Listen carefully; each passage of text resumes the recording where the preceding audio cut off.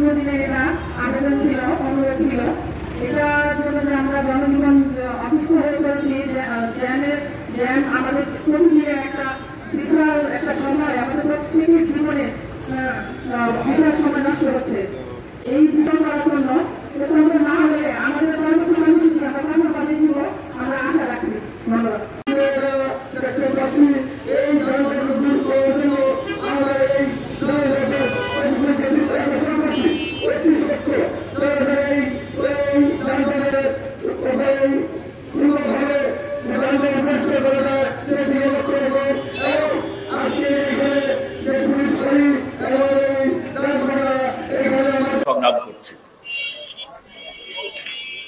এই ডাক বাংলো এবং পুলিশ ফাঁড়ি অপসারণের দাবি আমাদের নারায়ণগঞ্জ নাগরিক কমিটির আজকের নয়। আমরা এই দাবি যখন প্রথম উত্থাপন করি, আমাদের এই দাবির সাথে শতভাগ মালিকানা হচ্ছে নারায়ণগঞ্জের জনগণের। নারায়ণগঞ্জের জনগণের স্বার্থে যা প্রয়োজন এখানে তাই করা হবে। এই ভূমি হচ্ছে সেই জন্যে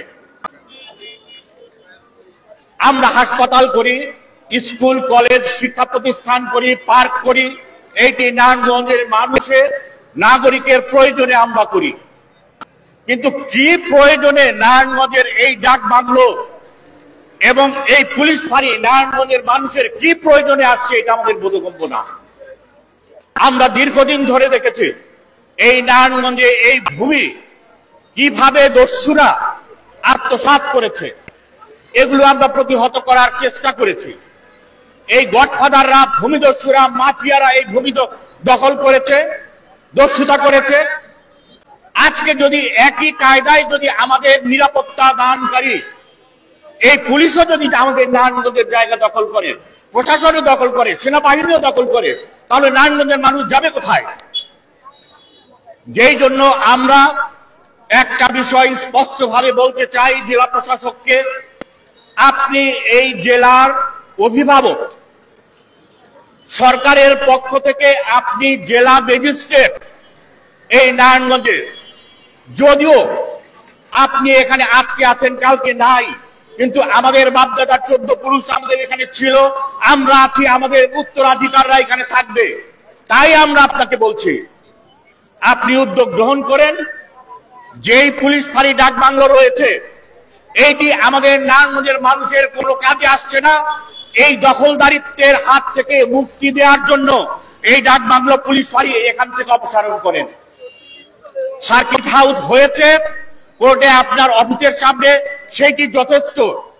নারায়ণগঞ্জের মানুষকে এইভাবে দুর্ভোগে রেখে এইভাবে জায়গা দখল এভাবে কখনোই আমরা মানতে পারি না।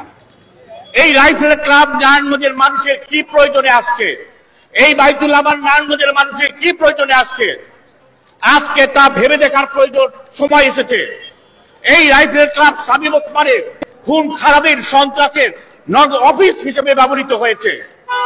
আমরা এইটি দ্রুত অপসারণের দাবি জানাই। বাইতুল আমান আমরা অপসারণের দাবি জানাই। এমনি ভাবে এই যে এক থেকে একবার না 3 বার আলোচনা হয়েছে, পাস হয়েছে চাষা থেকে পঞ্চবটির এই রাস্তা 6 লেনে উত্তীর্ণ করার।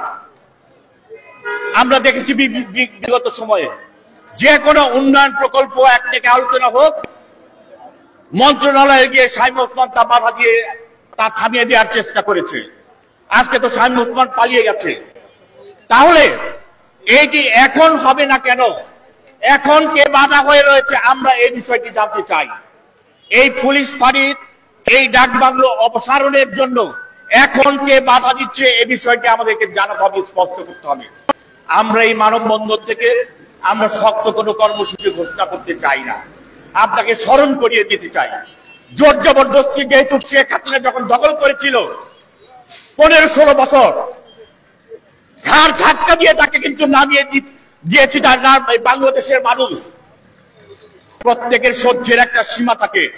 সুতরাং আমাদের এই যানজটে অসহ্য নারায়ণগঞ্জবাসীকে আর সেখানে উত্তপ্ত করবেন না। আপনি নারায়ণগঞ্জে এসেছেন, আসার আগে আমাদের বিভিন্ন স্থানীয় কাগজপত্রে আপনাকে মানবিক ডিসিশন বলে বিভিন্ন ভাবে আখ্যায়িত করেছে। আমরা জানি না আসলে আপনার পরিচয় কি। আপনার পরিচয় এখন আমরা জানবো, আপনি আসলে কতটা মানবিক, কতটা জনবান্ধব, কতটা নগর বান্ধব। তাই আমরা আপনার কাছে অ্যাসিড টেস্ট হিসেবে এই যানজট এবং এই চাষারা পঞ্চবটির যেই রাস্তাটি 6 লেনে উত্তীর্ণ করার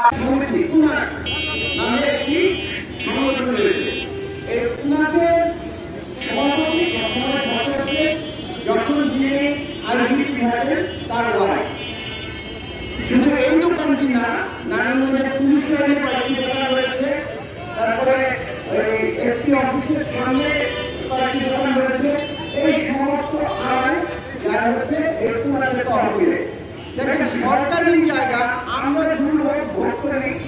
আর এইবার আয় নেছে উনাদের কোনো নারায়ণগঞ্জের কখনো এই পুলিশ মালিকানা সমিতি কখনো কোনো কাজ করেছে একটা করে কন্ট্রিবিউশন আছে বলে আমার জানা নাই।